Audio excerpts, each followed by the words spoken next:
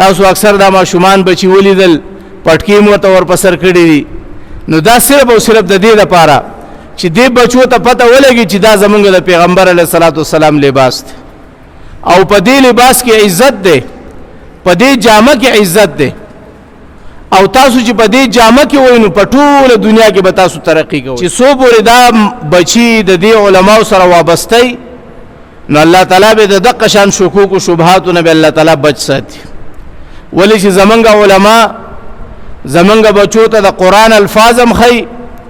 او داغه سره سره زمونږ علما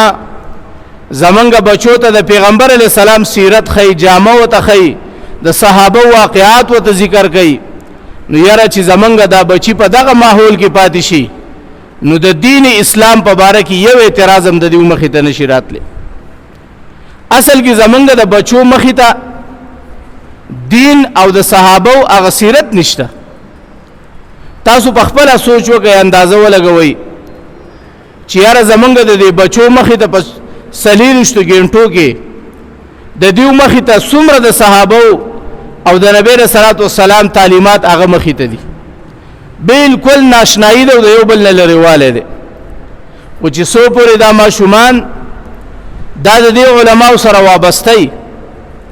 نو د دې ماشومانو په ذهنونو کې به بیا یو جذبه یو شوق به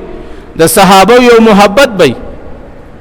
کستاسو خیال زمنګ دا مکاتب والا دا علما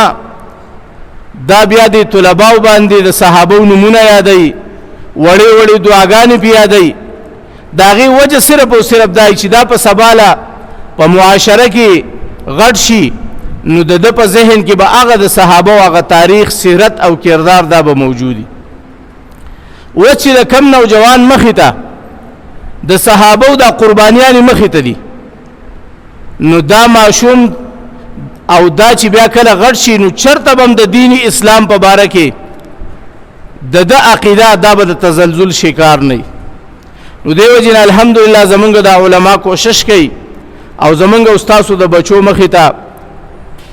د بچو ته قران هم خي تاسو اکثر دا ماشومان بچي ولیدل پټکی مو ته ور پسر کړی دي نو دا صرف او صرف د دې لپاره چې دې بچو ته پته ولګي چې دا زمونږ د پیغمبر علیه الصلاۃ والسلام او په دې لباس کې عزت ده